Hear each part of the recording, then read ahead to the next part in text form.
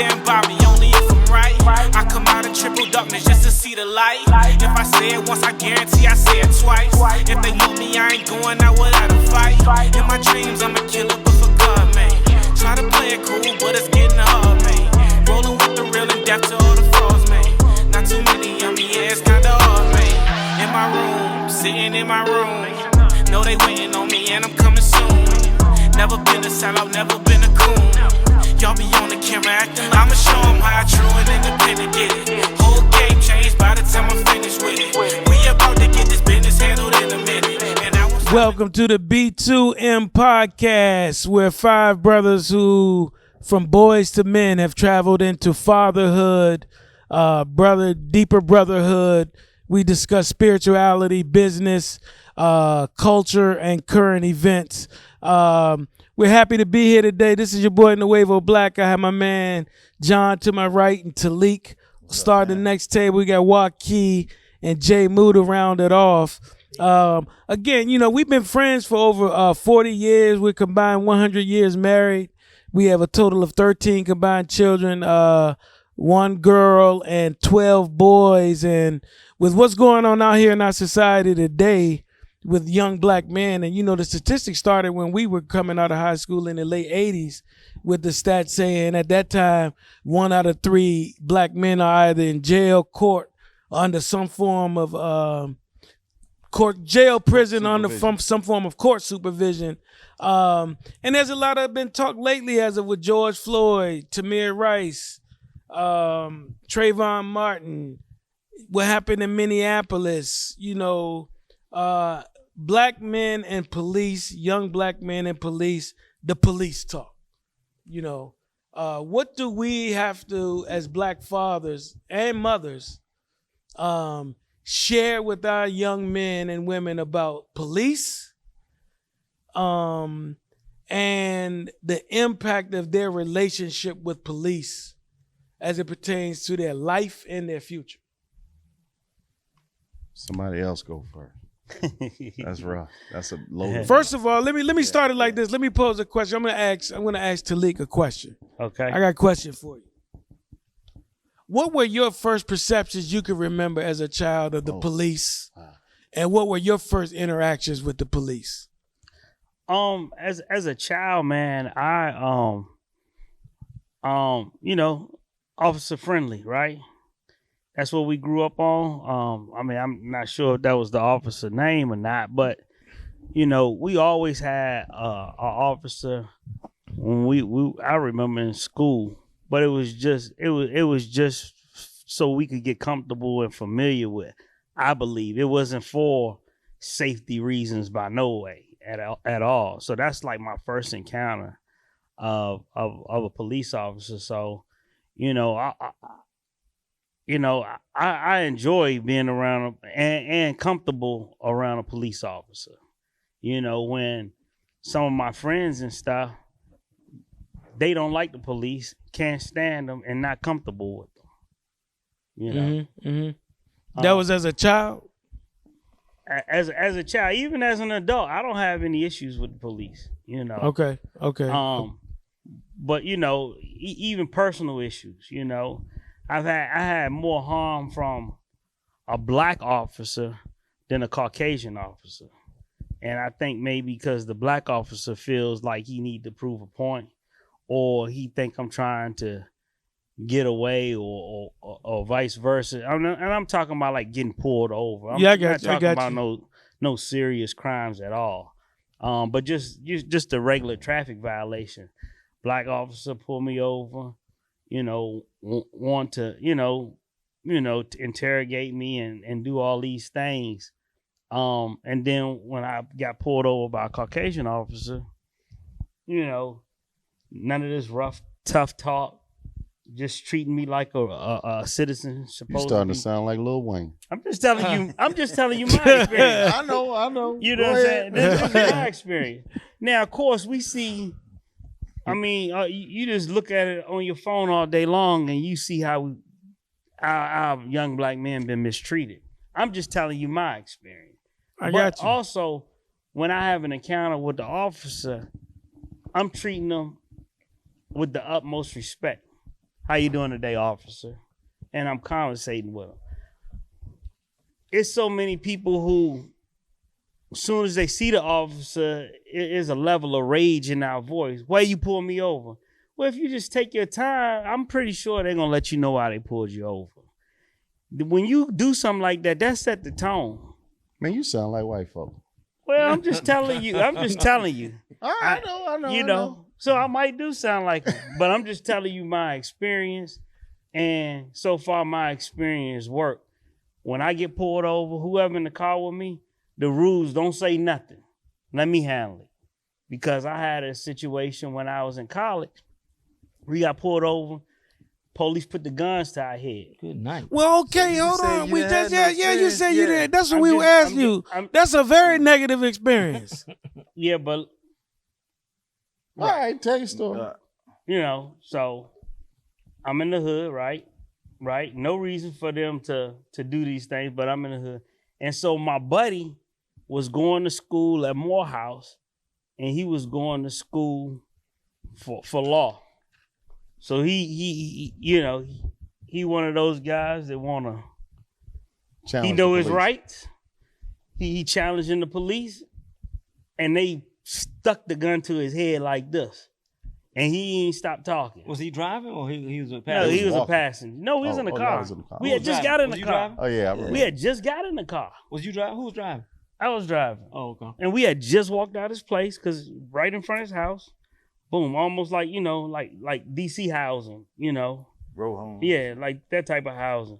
Walked from out there, sat in there, and they pulled the guns on us. I, put my hands up, and he said, you know why I pull you? And my boy just went at him. You ain't had no reason. Black officers, white officers. I black, can't one white? I can't remember at Oh, the time. okay. I just remember the situation. And my boy kept talking and talking and talking. And they put the gun to his head, Dang.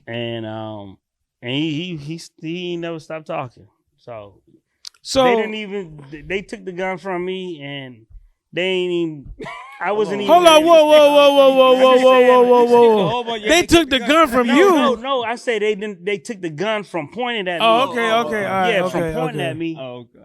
and I no longer was a threat to them. They wanted to entertain him. Right. So, and one thing I think is a nuance we need to talk about when we talk about this black officer, white officer thing. Is what Joaquin said. He sounded like Lil Wayne, because Lil Wayne was like, because the white officer saved his life, there's no racism Yeah, that's in what the I'm world. This here joking around, but look, Oh, real okay. talk. I wonder when it comes to that black officer versus white officer thing. I always have sometimes seen it as, even with black officers, it's more of a police officer fraternity thing first, as opposed to I'm a black officer thing. Yeah, I agree. Do you understand what I'm saying? Because Yeah. they got a tough job, Absolutely. and I understand the brotherhood. And sometimes we got to get aggressive out here in these streets. But when they turning up like that, and that's the thing, you can shut up, and they still just want to be about it and turning up. And then that expression is because your friend. I mean, the advice is because your friend, he could have got all of y'all killed Absolutely. That's why because my rules he didn't is want shut to up stop in the car. talking. Right. My rules right. shut up in the car. Don't say nothing. And, let me do all the talking. So, but when you start telling that story, you told it from a perspective of, I ain't had no problems with the officers. So do you not see them pointing a gun at your head as a problem when you hadn't done nothing? Or you figure y'all had it coming because he was talking?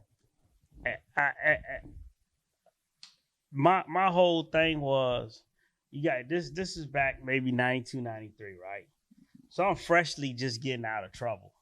Yeah. So getting guns pulled on me and stuff like that, I kind of got numb to that. So type for a of moment, behavior. you forgot about that whole mentality period for yourself. Yeah, I mean, it's sad, but I got numb to that type of behavior.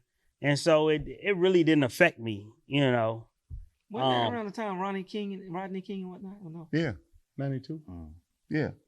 Shoot, son. So what you saying was you was in a place where it just didn't seem wrong. I mean, I really never ever gave it any thought. You know, I mean, I You knew know I what's wasn't interesting about that? Maybe that's why our young people are. We keep on wondering why What- they don't know how to interact with the police, and they like, Right. it's whatever out here, whatever. I was out there, he out here. That was his But see, expectation. you know what I He mean? wasn't- Maybe he wasn't surprised because that was the expectation. But see, the other thing was all those previous times when I was amongst violence or drama or trauma, it was real situations. I knew I didn't do anything. We just walked out the house. So I didn't feel threatened by I didn't feel threatened by him pulling his gun on me at all, you know. So just the fact a gun period is on you, you didn't feel threatened.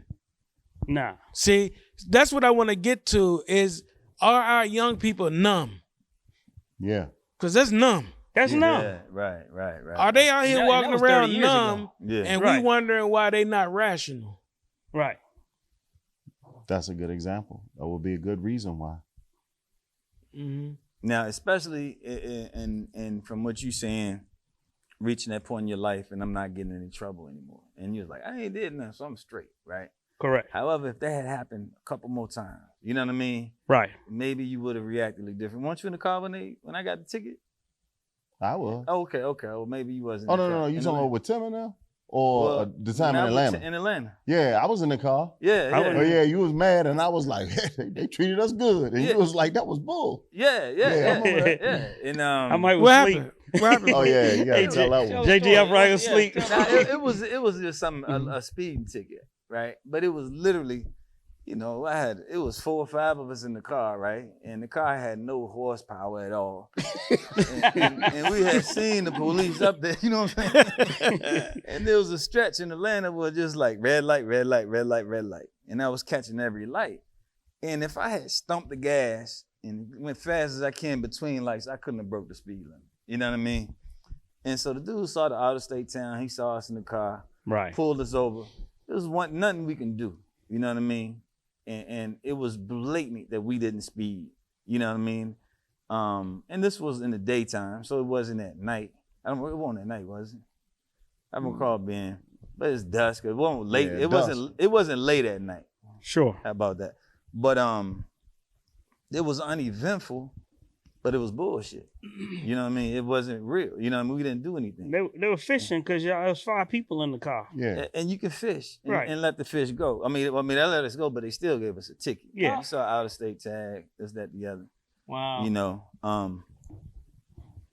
But again, that's nowhere near as eventful as. But was he disrespectful?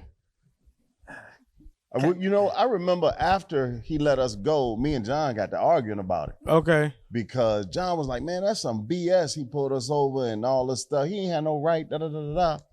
And because before he said all that, when he let us go, I was like, hey, he was pretty nice.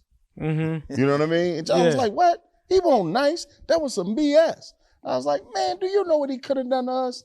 And then I started sharing all of my experiences that I had, Oh, right, right. with the So- police. And it was a very, very different experience. And let me nice ask is you relative. this: was anybody drinking or had that alcohol? one, he ain't never even addressed none of that. Well, Yeah, nah, I that- never drank. So. no. It wasn't a time where I was guilty. Like, oh shit, they got me. But that's You know what I I was mean? saying. That Like, wasn't- it that was wasn't that at was the was time. based on him feeling like we got away real good. Oh, Maybe- I know maybe what you're one saying. was Not- drunk. not in this No, I think particular- Joaquin was No. saying Or that he just had been in harassed general. by the police so much. I think Yeah, that's what you get that's to. exactly what I'm saying. Is that I you had been thought that was a harassed good so much. experience? Yeah, I had Right, been right, harassed right. so much that I was like, that was good. Yeah. Well, I was thinking that, but I just Okay. wanted to make sure Yeah. that wasn't Yeah. a part of it as well. Right. Yeah, You know. So when I was 18, 19, you know what I mean? When I was young and out of school, and my grandfather had bought me a vehicle at the time.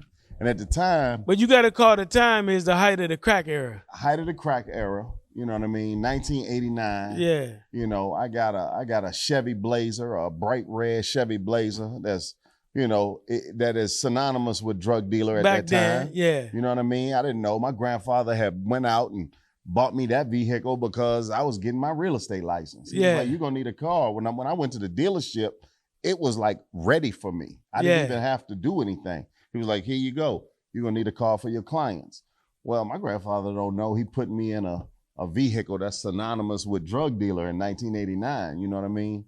And so, you know, as I had this car, and you know, you riding around, and almost every weekend I was getting pulled over by the police. Yeah. Every weekend I was getting pulled over. And when they would pull me over, now I'm a guy who I ain't never smoked, never drank. Y'all my friends, y'all know. Right. Yeah. Y'all can't recall a time in the 40 years we've been friends. Never smoked, never drank, none of that stuff. But every Lots of time, pills. what'd you say? Lots of pills. No pills either. You know, and so every driving around Charlottesville, man, I would get pulled over at least once a weekend. At least once a weekend. Sometimes they pull me over. Hey, you know, what's going on? Rarely did I get a ticket. I was just pulled over. Now, sometimes they would take out pull out the seats, pull out everything out the glove compartment, just completely tear my vehicle apart, you know, looking for whatever they were looking for. You know what I mean? Yeah. And then eventually it got so bad that I was like, man, I got to get out of here. Like the paranoia has started to set in. You know what I mean? They just pulling me over all kinds, you know, of hours of the night. And then finally I was like, you know what? I got to get out of here. And one particular weekend, they pulled me over 5 times in one night. Wow. 5 What? times. 5 times in one night I got pulled over. No 5 ticket. times. And what I did after that experience, I was like, yo, they think I'm selling drugs. The paranoia got so bad, I was like, they gonna set me up. I started to feel like they're gonna set me up. They're gonna set me up. And what if look what we found. What could you I'm do? looking at 20, 30 years. You know, Right, 1989. right. You know what I mean? And I was like, yo, I got to get out of here. Man, I took that car home and parked it. And it wasn't a week later or 2 weeks later, John came to the house and he had just been kicked out of school and was looking for another school to go to. And he was like, man, I would go to Virginia Union if I had somebody to go with me. I said, I'll go with you. I get the hell out of here. Yeah. They about to set me up, send me Yeah. to penitentiary. Yeah. I was like, I'll go with you. And like literally, that's how I went to college. I had been out of high school for 2 years at that time when John. Yeah, I when remember John when you came. was out of Yeah. school. Yeah. You know what I mean? I had no and idea. I was like, yo, I'll go with you. Yeah. I just need to get out of here because they gonna set me up. Yeah. And I yeah. ain't gonna Yeah, sit so around for it. so when you look, and that was at that time back then though, first thing I was gonna jokingly say is they pulled you over 5 times in one night. Why you ain't go home at some point? The hell was you out there doing? I mean, that's what I'm saying. What's her You name? was the only. They didn't know you was out there chasing ladies. Exactly. Like drug dealers was chasing drop offs and stuff. So they say he got a route.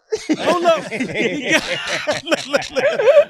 you know, Yeah, he got I was just chasing women. I yeah, wasn't chasing you're right. nothing They were else. like, well, I'm thinking like, okay, but he didn't go home. Okay, 2 times. It sounds like about 2, 3 o'clock in the morning, but now it's 5 times you got pulled over. It was about Wow. 1:30. Yeah, 2 yeah, o'clock. yeah. It was about 2 o'clock. But back then we talked about the late 80s when if you were 17 to 20 to 35 and black with a new vehicle, a Bronco, a Blazer, a Benz, Suzu Trooper. a Suzu Trooper, you were in the dope game potentially. And so many people were in the dope game, right? Absolutely. And so the interaction with police became with this new boom of the crack epidemic. They chasing everybody. They trying to get everybody to snitch. So police relations to me at that time with our community, it became a grimy game. You know what I'm Absolutely. saying? Because they trying to get the one up dudes, trying to get the one up on the cops. Some cops taking bribes. Some cops planting stuff on people. All of that stuff. So to me, our generation's perception of the police is we sort of skeptical of the police anyway. And I know Talik said, I ain't got no problem with the police. I ain't had a whole lot of problem with them, but I'm leery of the police.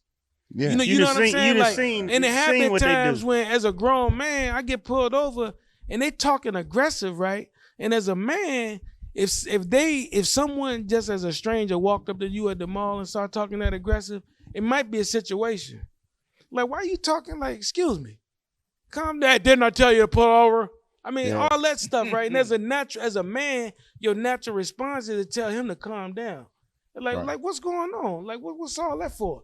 And then if you do that, it could turn in to something else. So my thing with my kid, we started talking about what would we tell our children. I'm spinning to that right now. I'm segueing. Sure. So what I told them was, look, our people got a history with the police.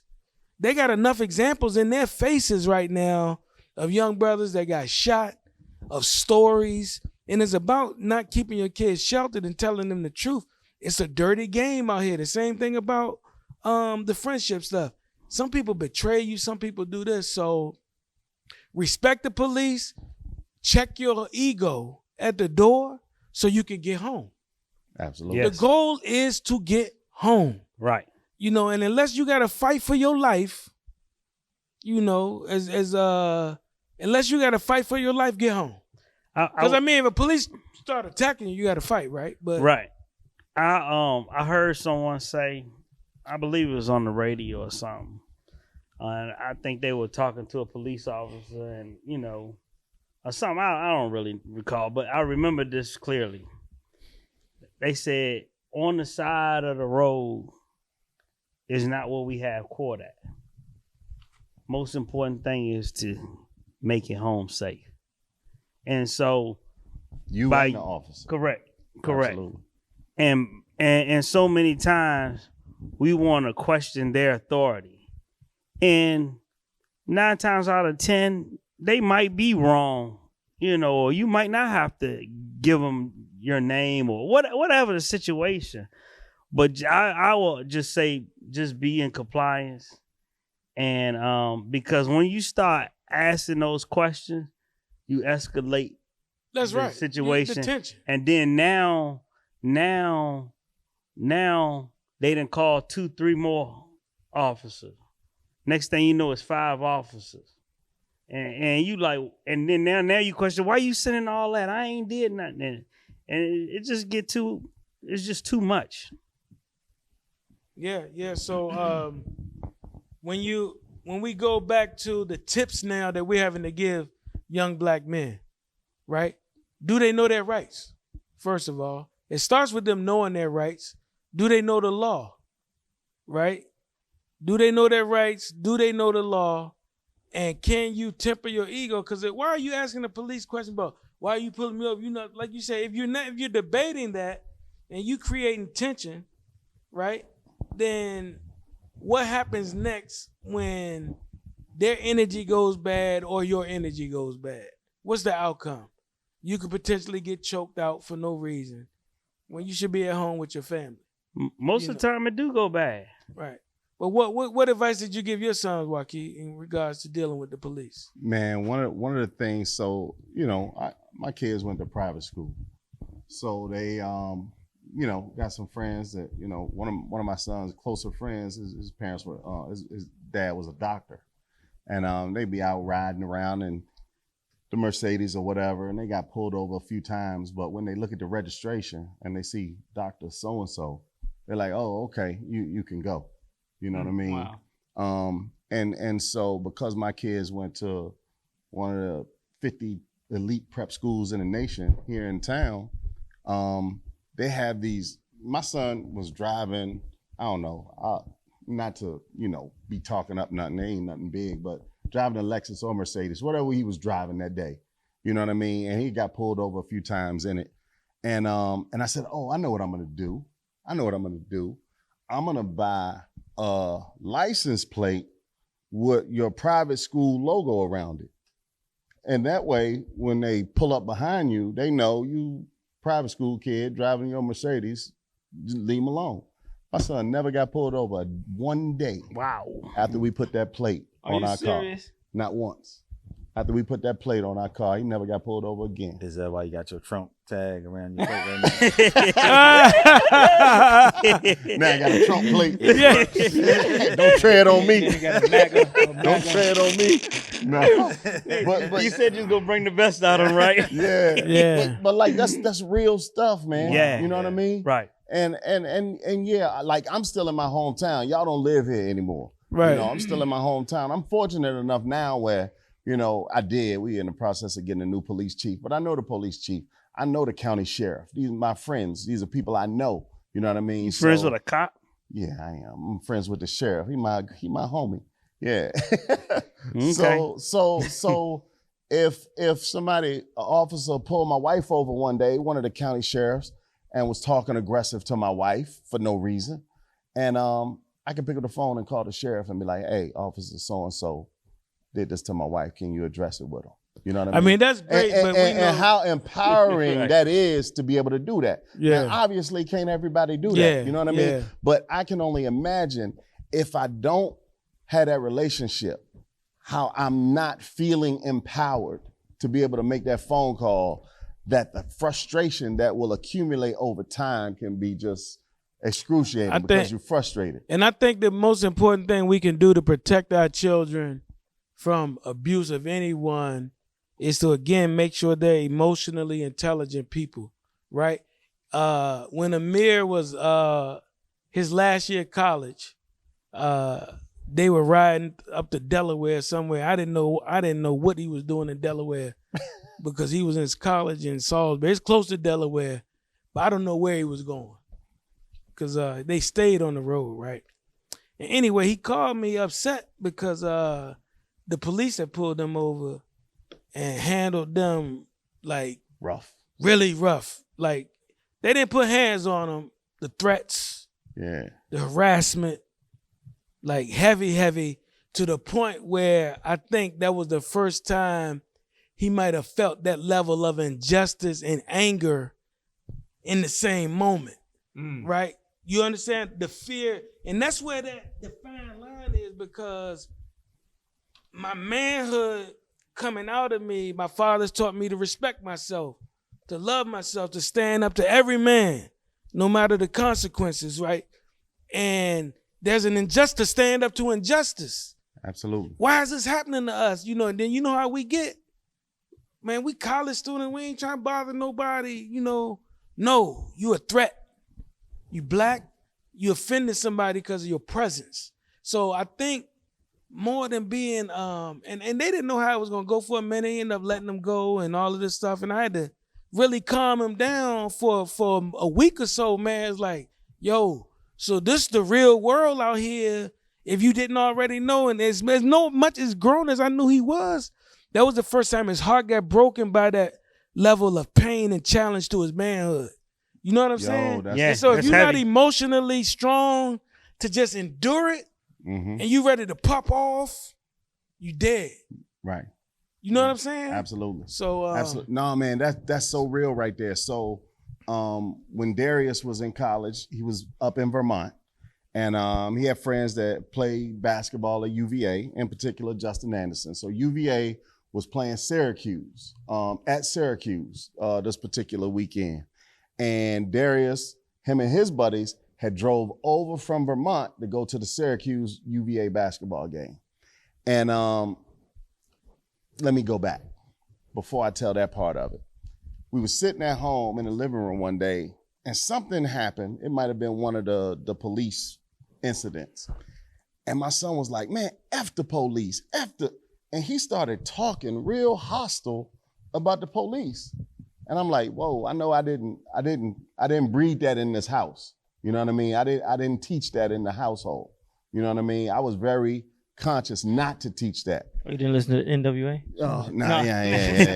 I didn't want to breed that. But at the same time, I'm sending him private school. I know at one point he gonna have what I call his nigga wake up moment. mhm. You know what I mean? You've been going to school with these white folks. You're gonna have an experience out here that's gonna remind you that you ain't like them. All yeah, right. yeah. But I, let it slide. You know what I mean? But he's sitting at home and he's coming off real hostile toward the police. And I'm like, whoa, What happened? where'd that come from? Right. And I'm like, and I said to him, tell me what happened. Just like that. Tell me what happened. And then he starts to tell me the story about being in Vermont. They going over to the Syracuse, Virginia game. It had snowed. And so they're coming back from the game, coming back from Syracuse, but they're in New York. They're in New York on their way to Vermont, and the police pulls them over. And for no reason at all, just pulls them over, him and his buddies in the car, and it's I think it was January. So it's January leaving Syracuse going to Vermont. You know how cold it is. Police take them out, make them take off their shoes, make them stand outside in the snow, in the cold for an hour, just questioning him. And he said that the officer kept saying, show me your license, show me your, now he done already made him get out the car. And he was like, show me your license. And Darius was like, I'm scared. I am scared. I'm not reaching for nothing. And he was like, show me your license. Get your license. And Darius was like, I'm not reaching. And Darius said he was looking at the other officer, his partner, like, will you help me? Like, you see your dude is being way out of pocket. Right, yeah. Like, will you help me? And then finally the other officer was like, he'll get his license. I'll get the license. The other officer kind of stepped in, but the officer made them wait outside and the cold probably was below zero. They were freezing cold and everything. And I'm like, I was so angry with him because I'm like, why did you not tell me? Why did you not tell me? You know what I mean? I'm like, you know what I mean? You should have told me they done this to you. You know what I mean? And he was like, because we had weed in the car. I was like, see, didn't I tell you about that? You know what I mean? Right. And so he was like, I don't want to tell you because I had weed in the car. I said, well, did they give you? He was like, no, he ain't said nothing about the weed. He saw the weed.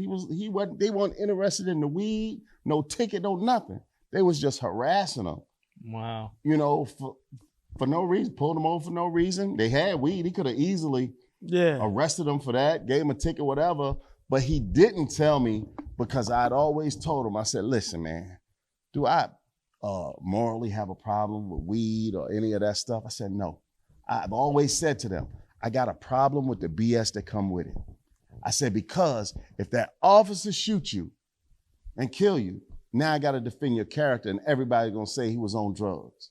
Right. And now I can't defend that. You know what I mean? This is why I don't want you smoking weed and doing all that nonsense at the time. And this was 8 years ago, 6 years ago, something like that. And I'm like, do you realize what could have, I couldn't even defend that because we know how when these incidents happen in the media, our young men's character get destroyed. We're waiting on a toxicology report. Yeah. Exactly. Yeah. Real talk. He had drugs in his system. Yeah. You know what I mean? Bro, I can't, all you got going for you. Yeah. And now, what can I say? Right. You know what I mean? Right. And so that moment, man, but then I had to say, listen, don't feel that way. I don't carry that around, in your heart. You know what I mean? The same way when the girlfriend break your heart, you want to ruin and abuse, run through women. I was conscious when that happened. You know what I mean? So when this moment with the police happened, I'm like, okay, you had your nigga wake up moment. You ain't like them white kids you went to St. Anne's with. You know what I mean? It's a different ball game.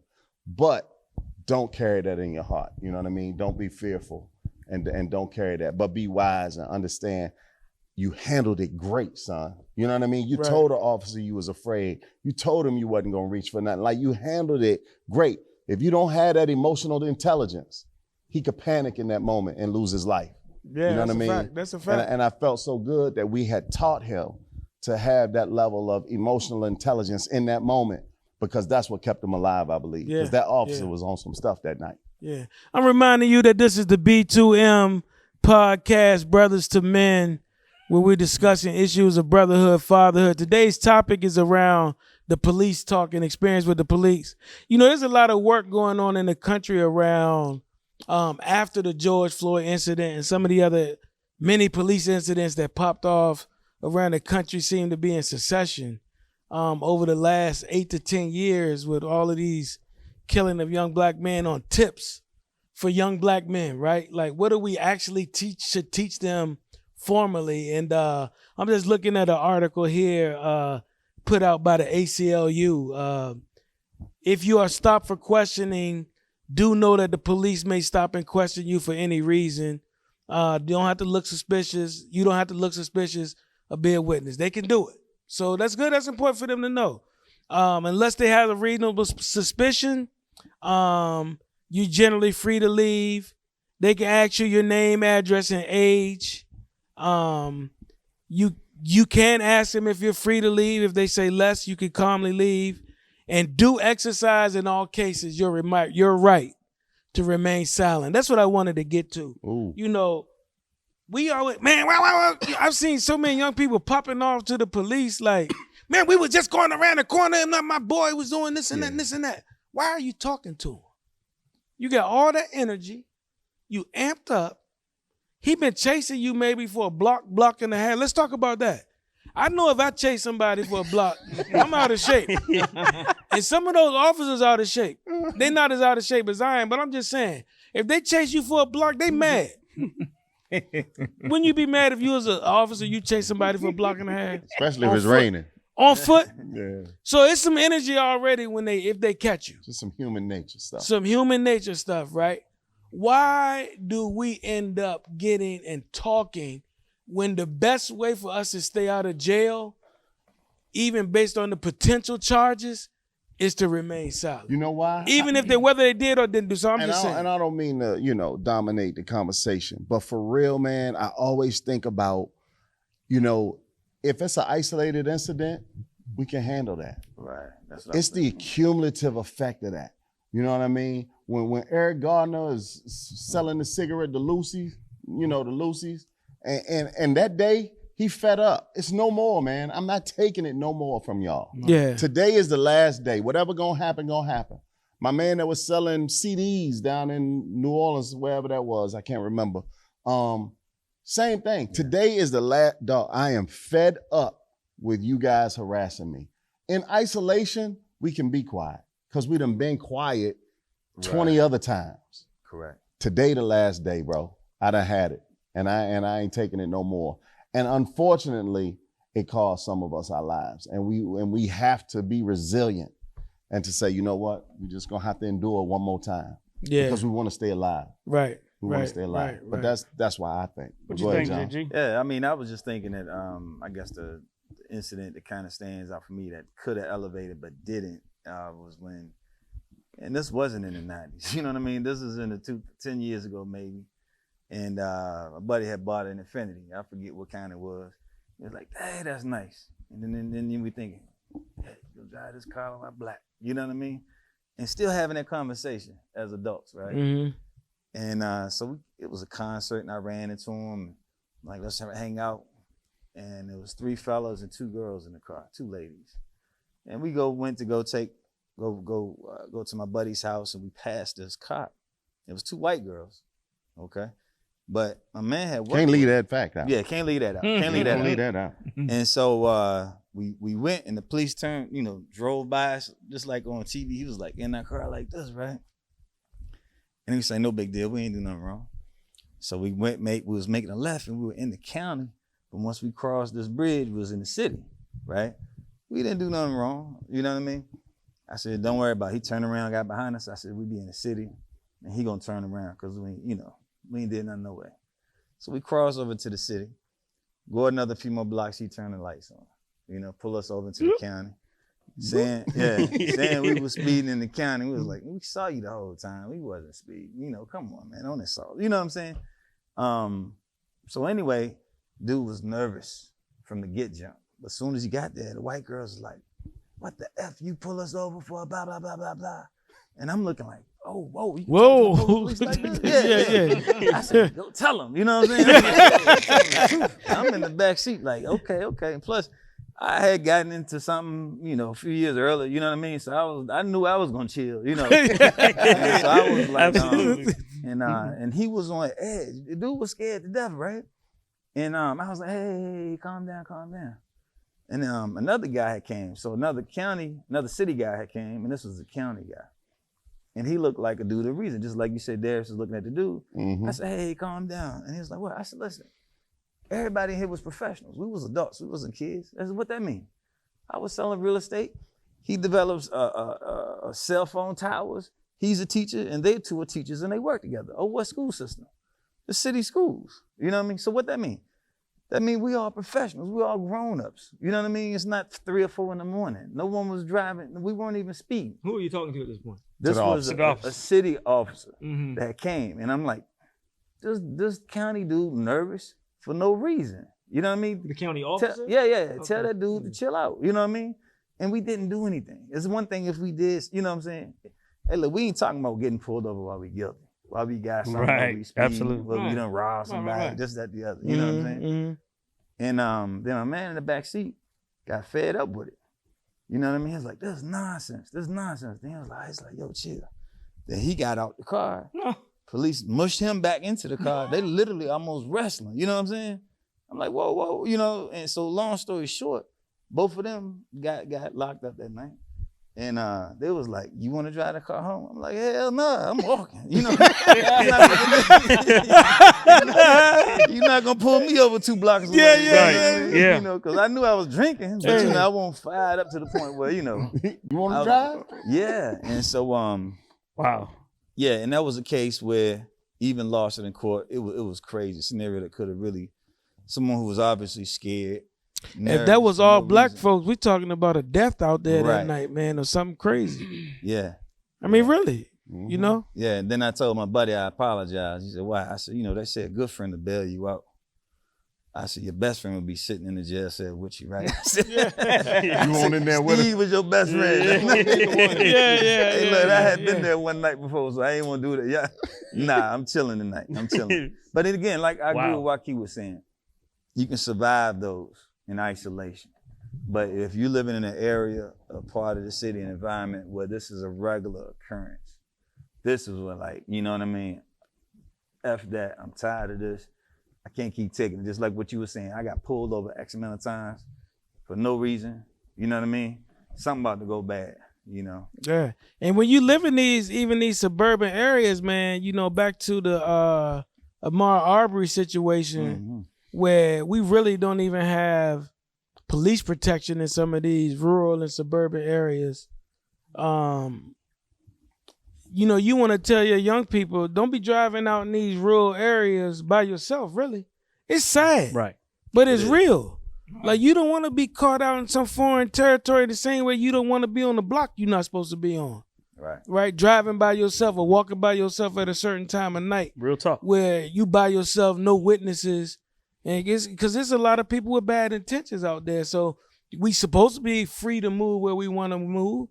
But if you want to protect your life, we got to take precautions. Like, and that's why it's important in terms of some tips. You got your children out, build that type of relationship with, like, look, I need your location. I need your location. I'm not in your business. Right. I'm not gonna be out there. I don't got your location because to be in your business. Right. I got your location in case something going down. Absolutely. Yeah. You know what I'm saying? And that's the real talk. You paying the phone bill. So what you gonna? Right. They gonna resist that?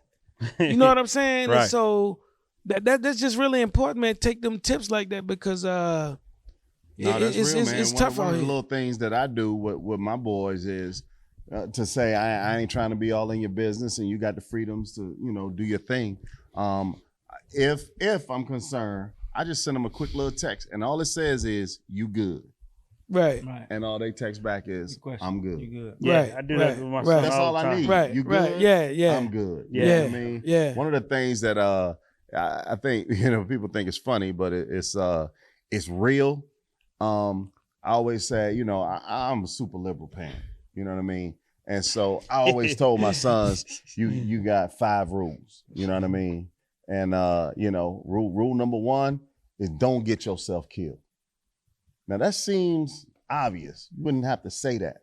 But when you think about kids taking fentanyl and Molly and you know what I mean, riding in the car with drunk drivers and all that Yeah. kind of stuff, Yeah. that's a real thing. That's the stuff that keep me and your mama up at night. That means don't be at the frat party and 200 of y'all standing on the balcony drinking. 'Cause I Right. done seen that collapse and kill 2-3 people too. Yeah. You know what yeah, I mean? Yeah. Yeah. So yeah. like have a level of awareness and consciousness. Rule number 2, don't you kill nobody. All right? I took my son to court when George Hughley accidentally killed his girlfriend, Yarley Love, UVA lacrosse player. You know what I mean?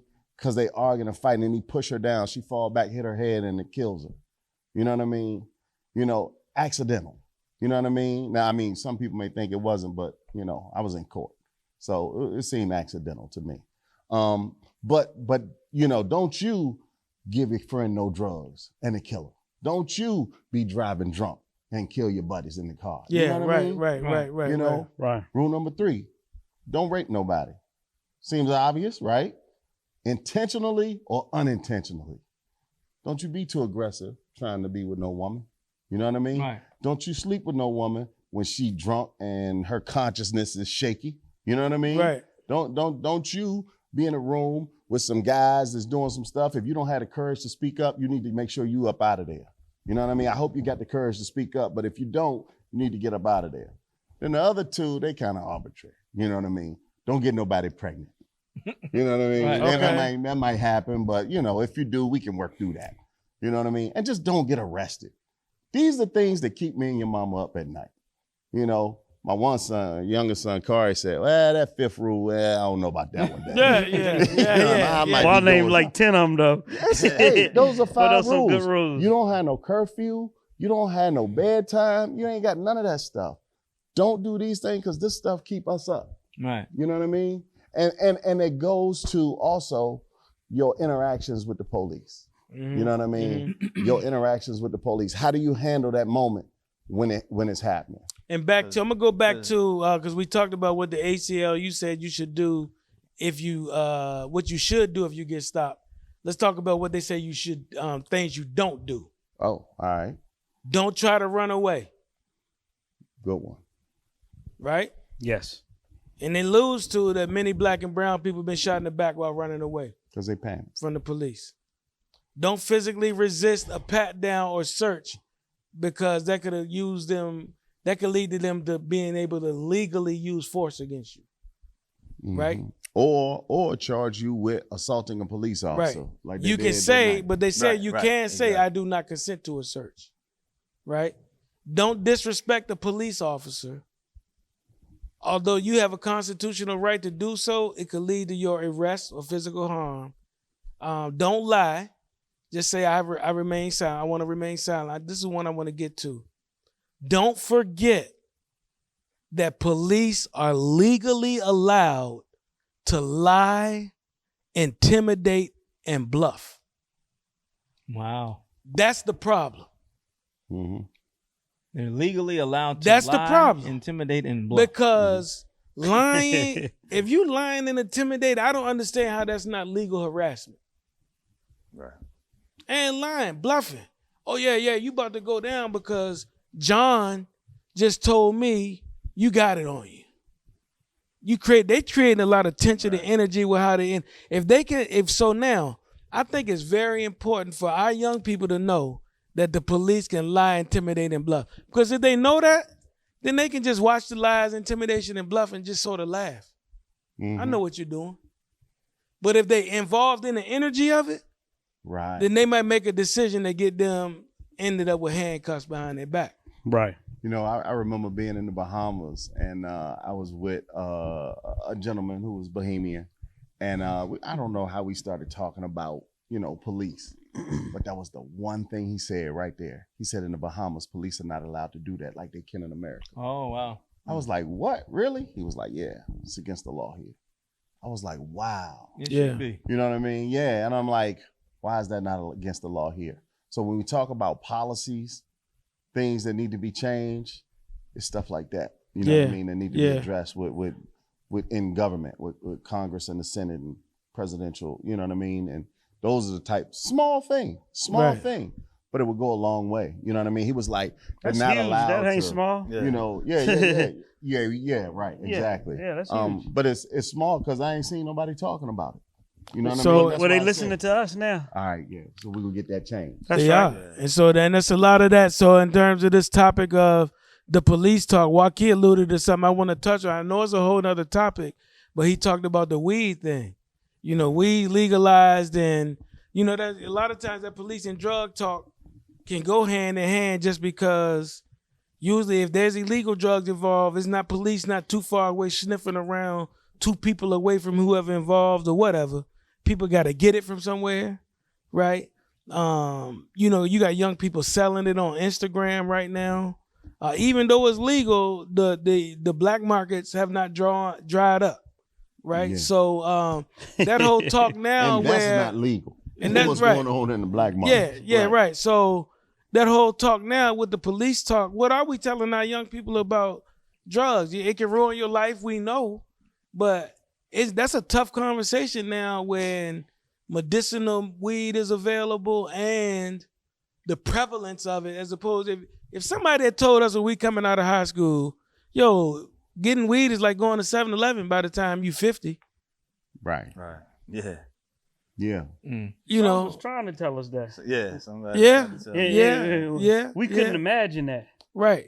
Well, so what is our right. talk with our young people, man? Go ahead, Jay. Though, and I haven't hardly said anything yet. but 78 minutes left. I was just gonna say, fortunately enough, at least my experience with law enforcement early on was, first of all, my bonus father, pops, was in the sheriff department, Kevin Smith, and I know at some point when we were real young, probably I guess about 13. adolescent, yeah, you know, I remember getting our fingerprints and stuff done. I don't know why he did that. I'm not even sure. I can't even explain why He wants to get kidnapped. he had us do that.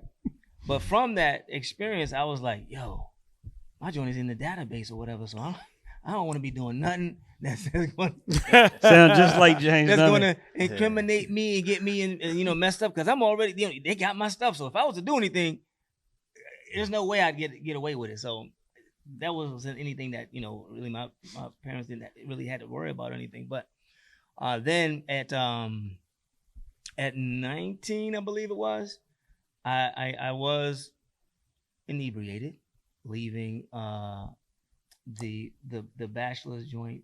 Not the was it bachelor's? Oh yeah, I remember that. Yeah. Oh, Yeah. Abbey Road. Yes. Yeah. And I was thinking so, about that the other day. Crazy enough, though, I ended up in a car accident, but it Drunk was driving. nope. See, the thing is, but here's it was crazy. I hope you because- tell the truth, because if you don't, I'm gonna tell it it. was crazy. It was crazy because, all right, I'm thinking, though inebriated, I'm thinking I'm in the lot of the spot that we were in, right? And so at that spot where the accident occurred, I thought I was at a stop sign, and the car coming was in the lot that I was in, but I was actually on a regular, like a little. You was in the road. Yeah, I was in the You road. was drunk. And boom, they hit me. And it was me and MCP, my man Greg Truzzi. Yeah. And so, I just, when I got hit, I immediately just jumped out the car and rolled out back to the spot. And It was a hit and run, folks. I was right there. He jumped out of the car and ran away from the scene. listen. And left me there on the scene. And so listen, when I got back to the spot, who was it? Big James Fortune? Uh-huh. It was Fountain. James Fountain. I'm sorry, James Fountain. Yeah. Thank you. James Fountain. I said, look, man, hey, yo, go back. And I was like, yeah, I was in the accident. Go down there and tell him you was in the car driving. Teeny light-skinned James, big dark-skinned James Fountain going down there and telling the believer, he's like, nah, so when I got back, I came back to the scene of the joint looking like, oh, damn, what happened? What's going on? And the officer's like, I think it was a female officer. No, that's him right there. Yeah. Oh, 'Cause James I was over there, bro. That didn't work, man. And so, anywho, That's like, funny. Why did you run? Why did you? Because I had hit my head. Yeah, he told him he get his hit my head. and I wanted to go check on my head and everything. But, so they were like, okay, well, have you, been drinking? Like, no, officer. And they did the sobriety joint and everything. At that time, it was like, walking, the walking, do the faces walking. And I was, I did. I think I did it. I was probably wobbling a little bit. But then they were like, okay, say your alphabet. A B C D E F G H I J K L M N P. Man, I sobered up mad quick, and then they did the little pen piece, had me following and everything. So I passed and everything, and but it was just crazy how I tried to get away with that. Didn't get in trouble other than the damage to my vehicle and everything. But that was one incident that I recall, and then well as for my sons, Michael, he had a little brush with the laws a little bit up in Pennsylvania some years back. However, K-Moo, when he was young, and we were pulled over from a speeding ticket. The officer was like, pull over to the grass. You know, it was something he had known. Pull over to the grass. And K-Mo never forgot. He was probably about 6, 7 years old. And he never forgot hearing that. And that made him kind of fearful of the police. Oh, wow. From that experience. So he never really wanted to get in. He was pretty much set to not do anything illegal just from that. And that just stuck so much in his mind that he was not going to do anything illegal, at least up to, you know, legal age now, 21 and all. And so I kind of question some of his moves now, though. I need to remind him. You remember that time, son? Sure. However, so fortunately enough, that was enough to where I didn't necessarily have to have the talk, although I still did. Whereas he's a young adult now, and I had to remind him that, look, you know, you just want to be careful with regards to how you're moving, and you know better than to, you know, try to be aggressive in any way and disrespectful in any way. That's not what you want to do. And so it was more of a brief talk, if any, that I had to have with him. But we did have it. So are you still having it now? From time to You know time. what I mean? Are y'all still having it now? From time to time, yes, I remind him. I hadn't had a talk with my son, recent, but, you know, I mean, he listening now, so it's helped. Yeah, I kind of think they get it now. You know what I'm saying? I mean, like you the always way think- how I see they move. Right. I'm just saying how I see they carry themselves. And, Yeah. and Especially then what's the older coming they out of get. their mouth. You Yeah. know. I got two things that stand out regarding the kids though. It was one holiday. It wasn't the 4th of July. It was one of those Monday holidays. People cook out on Sunday, whatever. And me and two of my boys was in the car.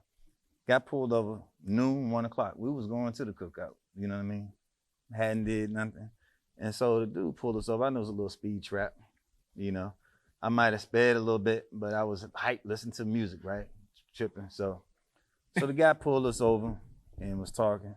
Then his partner got out the car, walked over to the passenger door, you know. And I said, listen, I said, you can see in my car, I got a 10-year-old and a 5-year-old, right? So I'm trying not to teach them to be afraid of the police. So the way he said, that's just the procedure. I said, but you see it's me and you walk around the car, that's scaring my sons. You know what I mean? You know, and I'm trying to teach them to be respectful and not fearful, you know. And then I just was quiet because I was pissed off. You know what I'm saying? I didn't want to make it worse. So, you know, I talked to them after that, you know. Mm. And then when you were sharing a story about getting pulled over in New York with your son, my son's in college, right, in South Carolina. My ex-wife get a letter in the mail saying, do you know anything about this? I'm like, about what? Well, if you need an attorney to represent our son, call this number. You know what I mean? What? For what? He charged with this, that, the other. So, you know, you mentioned he didn't share with you that he had weed in the car. He didn't want you to know that, right? So I'm like, what the hell? Did she say, you know anything? I'm like, nah. Call him. Don't get no answer, right? Call down to the school. I'm a country boy from the South. You know, but all due respect, South Carolina, it was different. You know what I mean? It sounded like my man from the TV show in the heat of the night. What can I do for you? You know? I said, sir, I got this letter in the mail, you know, regarding this charge and this, that, the other.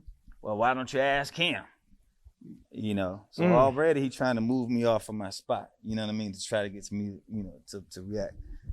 And I said, well, you know, I did call him. However, I didn't get an answer. And I will talk to him. However, I'm reaching out to you. Well, how did you find out? I said, well, how is that relevant? Does he have this charge on him or not? Well, how did you find out? You know, and so again, this is on the telephone. You know what I mean? So I said, okay. Got a letter in the mail. That's how I found out. From who? I said, so I don't know how this is relevant. You know what I mean? Does he have charges? Then I started asking him, are you a county officer, a city officer? Do you work for the school? Are you security? You know what I mean? Because obviously we grew up in a college town where you got the county and the city, and the collegiate police, right? Mm-hmm. Obviously they work together, so I'm trying to figure out who he is and what he is. And then he said, well, I said, listen, I'm gonna talk to my son. I'm gonna hold my son accountable. However, I'm asking you what's happening. So his suggestion, well, arresting officer will be back in the next day. So call the next day. So then my son called me later on that day, They had charged him with a larceny, right, of a bicycle. Right? I said, well, why you ain't tell me?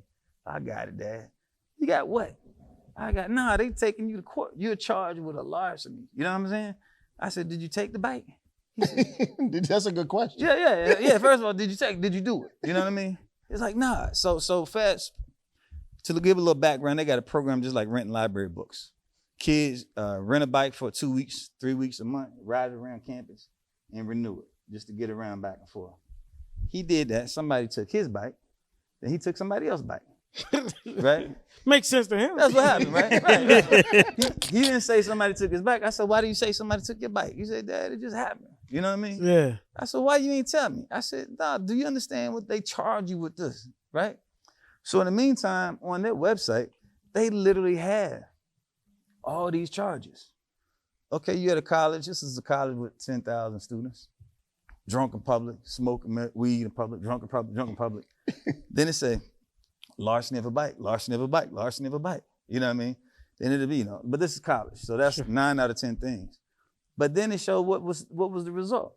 Talk to the, not the dean or the dean of students discussion, dean of students discussion. You know what I mean? Mm-hmm. 90% of all the larceny of a bicycle, right?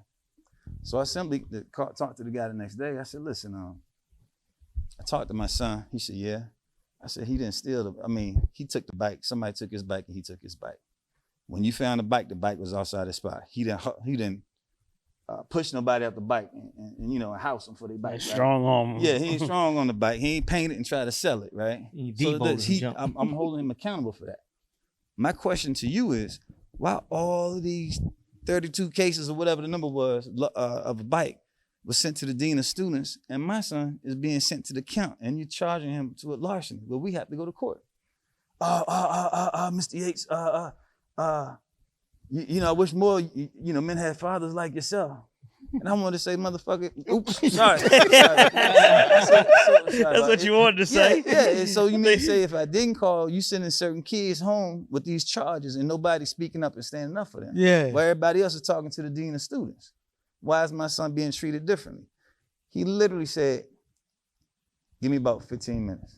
Now, can I call you back? He called me back in 5 minutes and said the charges will drop. Wow. Just like that. That's awesome. Wow. And I said, I appreciate it. I look forward to that in the mail, hard copy, in the email, you know what I mean? Et cetera. Boom, boom, boom, boom, boom. Wow. And again, I was like, son, please communicate. Tell me what's happening. Mm-hmm. You know? Yeah. You're going to do dumb stuff. Life happens, right? But ain't nobody got your back more than me or your mama. You know what I mean? And you're not smarter than the system that's been locking us up for a long time. And I don't want to wrap, but we do got to wrap this episode, the B2M podcast. On that note, to wrap us all up, man, we talking about telling our children to communicate with us no matter what's going on. We got your back. That's right. Being respectful, understanding that your goal is to get home, know your rights, make some solid decisions, and be emotionally intelligent enough to check your manhood at times if you don't have to fight to literally save your life. And just teach them a healthy respect for the police, and also the reality we got a lot of racism and other problems in this world that's going to continue to exist, and we got to maintain. B2M Podcast, at BTM Crew on Instagram, at B2M Crew on Twitter. Joaquin, how you going to get us out of here? Like I always say, the words of our great leader, Frederick Douglass, it is easier to raise strong children than to repair broken men. Thank you. Good night. Peace. And I won't stop until I'm winning. I'ma show them how true and independent get it. Whole game changed by the time I'm finished with it. We about to get this business handled in a minute. And I won't stop until I'm winning. They don't want me in the office cause I tell the truth.